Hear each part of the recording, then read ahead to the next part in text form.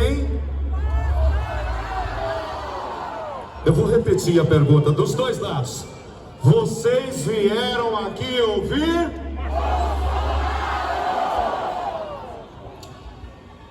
Ontem nós tivemos em Juiz de Fora. Você comemorou 6 anos de renascimento. Aquele dia em que um membro da esquerda quis tirar a sua vida e lhe deu uma facada, em que o Brasil sentiu ao seu lado. O povo brasileiro, Jair Messias Bolsonaro, se uniu em oração pela sua vida, e Papai do Céu te resgatou. E agora nós entramos no ano da prosperidade, o 7º ano do seu renascimento. É o ano do descanso, é o ano em que Deus vai agir sobre a tua vida e dizendo: tudo vai dar certo. Agora nós vamos ouvir o ex mais amado do Brasil. Vamos ouvir o meu, o seu, o nosso presidente. E quem é Jair Bolsonaro? Dá um gritão aí!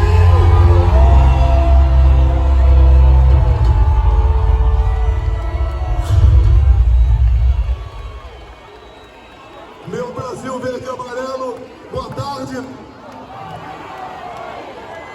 É uma alegria muito grande estar no meio de vocês.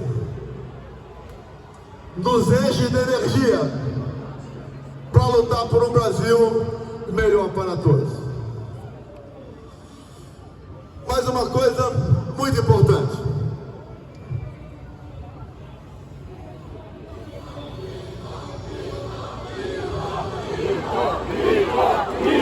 Uma coisa muito importante. Eu me elegi presidente em 2018 numa falha do sistema. Tanto é verdade que a minha eleição foi investigada pela Polícia Federal no inquérito aberto pelo Tribunal Superior Eleitoral na primeira semana de novembro de 2018.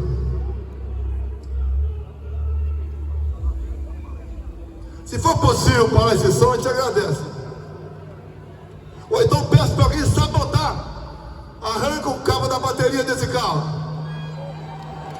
Se esse picareta quer fazer o evento, anuncie, convoque o povo e faça. Não atrapalhe pessoas que estão lutando por algo muito sério em nosso país. Dizer a vocês, uma falha do sistema. O inquérito foi aberto a pedido da então presidente do Tribunal Superior Eleitoral. Inquérito 1361 de 2018 da Polícia Federal. Um inquérito relâmpago, porque eles queriam me rotular de fraudador para dar posse a Fernando Haddad. Não conseguiram, mas dentro desse inquérito está a verdade que nos liberta, essa verdade tão temida pelo sistema. Mas acreditem,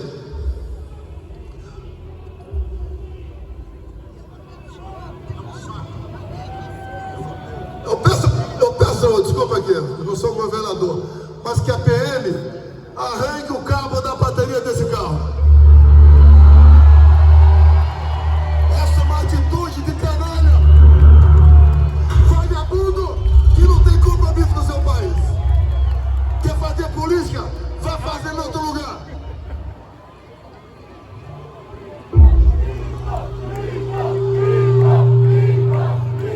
Vamos continuar. Tão logo eu me reuni com embaixadores em meados de 2022, o então presidente do TSE, ministro, ministro Alexandre de Moraes, pegou esse inquérito, que era ostensivo, e o transformou especial, ou seja, o primeiro inquérito secreto de verdade. E ao transformar esse inquérito em secreto, ninguém mais teve acesso a ele. Eu tive acesso, mas se eu falar sobre ele aqui, estaria cometendo um crime. E é isso que o Alexandre de Moraes quer, que eu cometa um crime, para dar-lhe alguma razão. O que está lá dentro, prezados profissionais da imprensa brasileira, está toda a verdade de como funciona o TSE. É inacreditável o que está lá. E tudo isso que acontece hoje em dia é em função desse inquérito. E o que acontece? Uma prova ou outra, fora dos autos. Nós, por qualquer lugar do Brasil que venhamos a passar, uma multidão nos acompanha. O outro lado, que ganhou as eleições, ninguém o acompanha. Em qualquer lugar do Brasil que eu vá, do sul ao nordeste, do sudeste ao centro-oeste, ou a região norte, o povo nos trata muito bem. Nós podemos ver um dia um time de futebol ser campeão sem torcida, mas presidente sem povo é a primeira vez que nós estamos assistindo na história do Brasil. Falaram que eu deveria passar faixa para aquele cara. Eu não passo a faixa para ladrão.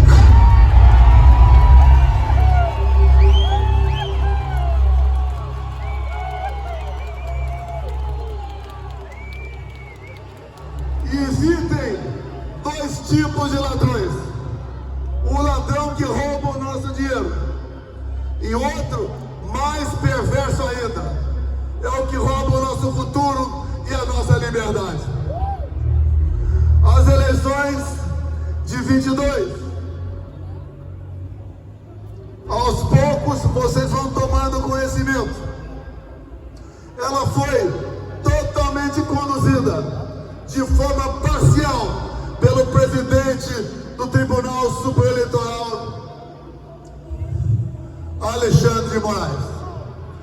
Eu não podia fazer nada, não podia fazer live da minha casa, não podia mostrar as imagens do 7 de setembro, não podia associar o Lula a ditador da América do Sul, não podia mostrar a imagem dele defendendo roubo de celular para tomar uma cervejinha. E o outro lado, tudo podia fazer, em especial me chamar de genocida, por própria decisão do Tribunal Superior Eleitoral. A gente não consegue entender como aquele que, segundo o TSE, perdeu as eleições e arrasta multidões, e o outro que ganhou as eleições e não consegue tomar refrigerante no botequim de qualquer lugar. Se aquela facada que eu tomei no dia 6 de setembro de 2018, por um integrante do PSOL, partido da extrema esquerda, se fosse fatal, Haddad seria presidente da República. E eu teria sido enterrado como mandante da morte de Marielle Franco.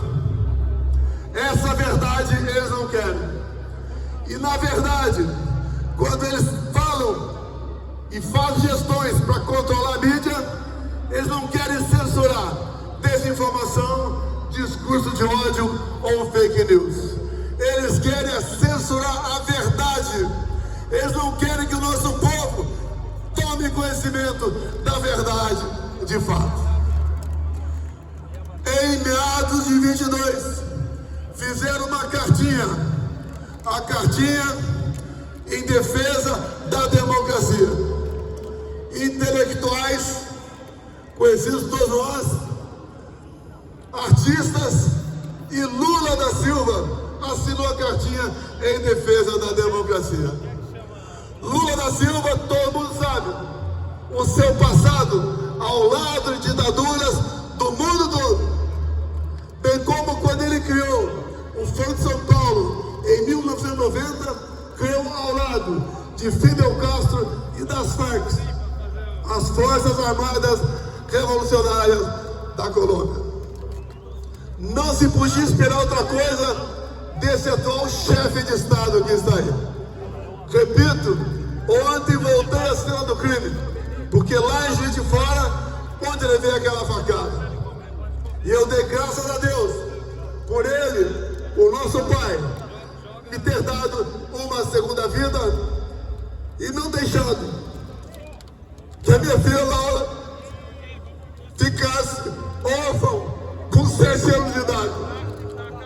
Sobrevivemos, vencemos eleições, montamos um ministério nunca visto na história do Brasil, porque eu não aceitei indicações do parlamento brasileiro, geralmente indicações para sugar o Estado em causa própria.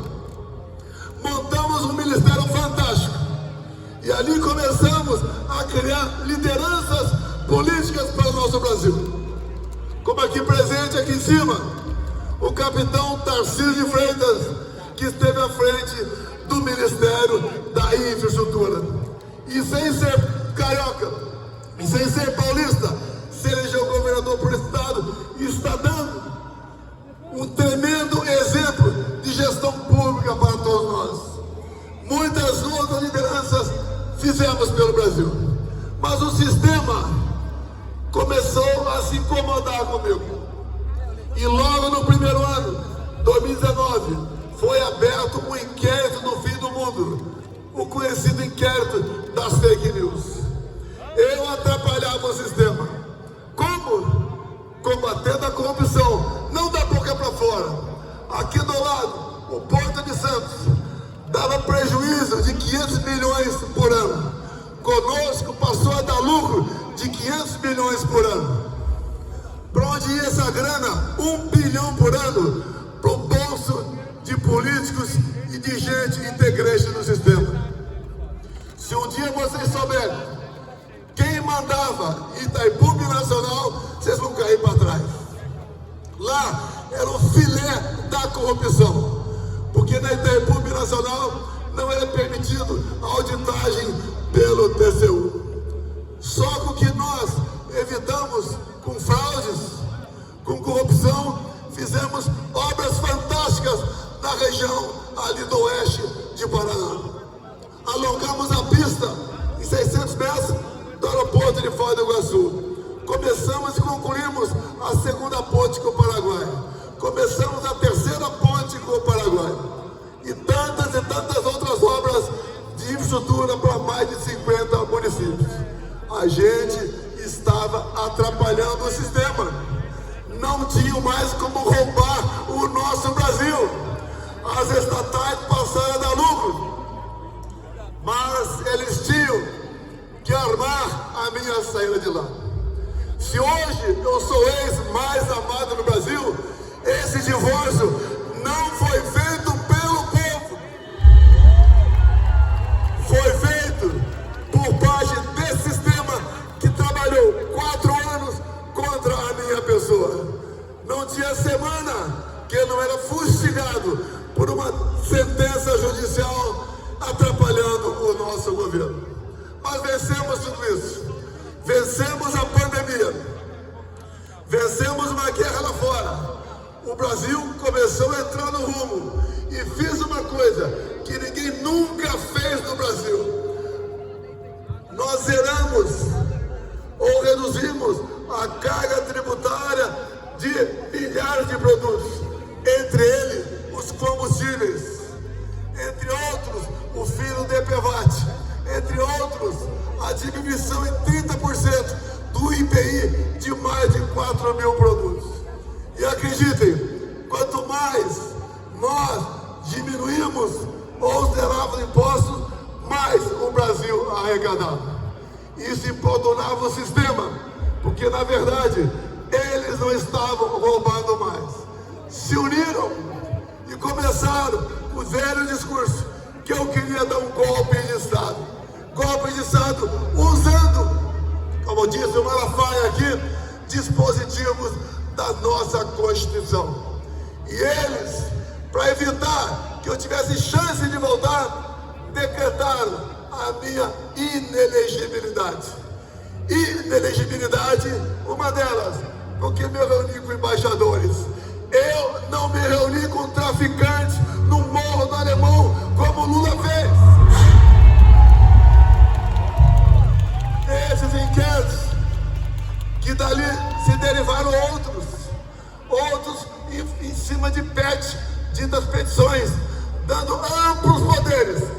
Alexandre Moraes escolheu seus alvos, como escolheu meu filho Eduardo Bolsonaro. Isso ratificado nos áudios vazados da operação agora conhecida como Lava Toga. Eles tinham que me destruir, porque eles achavam que agindo dessa maneira me fariam, em dado momento, mudar de lado. Eu jamais estaria do lado deles. Preferia o lado mais difícil, o lado do povo brasileiro, porque isso me dá tranquilidade, me dá paz para dormir e me faz orgulhar daquilo que eu fiz no passado. E se vocês hoje estão aqui, é porque vocês corroboram com o que eu estou falando. Passamos momentos difíceis, cada vez mais, com aquela armação do 8 de janeiro. Quis Deus que eu me ausentasse do país no dia 30 de dezembro. Algo ia acontecer. Eu tinha esse pressentimento, mas não sabia que seria aquilo. Foi um ato, sim, como disse o então ministro do Supremo Tribunal Federal, Nelson Jobim. Segundo ele, aquilo foi uma catarse, ou seja, um momento onde a população se prendeu. E aquilo jamais foi um golpe de Estado. E nós estamos vendo pessoas ainda serem julgadas e condenadas como integrantes de um grupo armado que visava mudar o nosso Estado democrático de direito. E eu lamento por essas pessoas presas, mais de uma centena. Jovens mães, idosos, idosas, chefe de família. Hoje nós temos órfãos de pais vivos no Brasil. Essas condenações do 8 de janeiro, nós temos que, através de uma anistia, beneficiar essas pessoas que foram injustamente condenadas. Aqui no carro agora está o deputado federal, que é o relator da anistia da Comissão de Constituição e Justiça na Câmara. Dizer a vocês que nós seremos vitoriosos lá, nós daremos essa anistia, porque só assim nós podemos começar a sonhar com a pacificação do nosso país. No mais, quanto à minha inelegibilidade, eu tenho certeza, essas duas acusações estapafúrdias, sem razão, sem materialidade, será mais cedo ou mais tarde conseguida por trabalho dentro do Congresso Nacional. Quem tem que escolher os seus futuros chefes é o povo brasileiro, e não um ou outro ministro que temporariamente esteja à frente do Tribunal Superior Eleitoral. Dizer a vocês que nós devemos acreditar no Brasil. Nós não podemos desistir do nosso Brasil. Nós temos, sim, já que sentimos o gosto de uma boa administração, sem corrupção e voltada para o interesse do povo entre 19 e 22. Dizer a vocês que dependemos, sim, e agradecemos a participação externa de algumas pessoas, como Schallenberg, que está aqui presente no carro conosco. Tenho certeza que as eleições de novembro desse ano, nos Estados Unidos, fazendo com que o Trump volte ao poder, será um recado para tiranetes, para ditadores de todo mundo, em especial para o nosso Brasil. Será que eu consigo chegar lá? Na barraca branca ali. Não existe satisfação melhor do que ser bem recebido por todos vocês.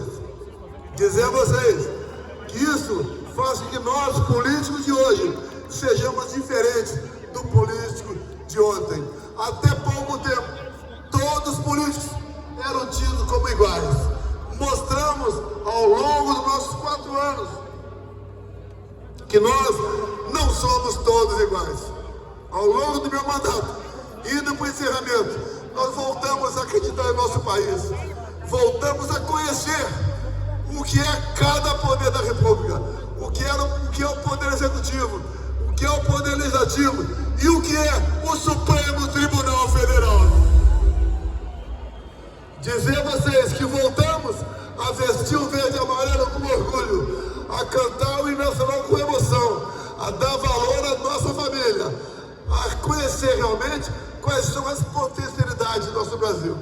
Dizer a vocês que, enquanto presidente, tive um relacionamento o melhor possível com as grandes democracias do mundo, coisa que acontece exatamente o contrário nos dias de hoje, onde o atual governo se mistura, se entrega e se alia a ditaduras de todo o mundo. O nosso Brasil é um país fantástico. Ninguém tem o que nós temos. Temos tudo para sermos uma grande nação, mas devemos botar freio através dos dispositivos constitucionais naqueles que saem, que rompem o limite das 4 linhas da nossa Constituição. E eu espero que o Senado Federal bote um freio em Alexandre de Moraes, esse ditador que faz mais mal ao Brasil que o próprio Luiz Inácio Lula da Silva. Acreditemos no Brasil, acreditemos no nosso futuro. E eu agradeço a presença de todos vocês aqui nessa data. Isso nos dá esperança para continuarmos lutando e fazendo com que o Brasil volte à normalidade num rápido espaço de tempo. A todos da Paulista, de São Paulo e do Brasil, meu muito obrigado a todos vocês. Momentos como esse são ímpares em nossa vida.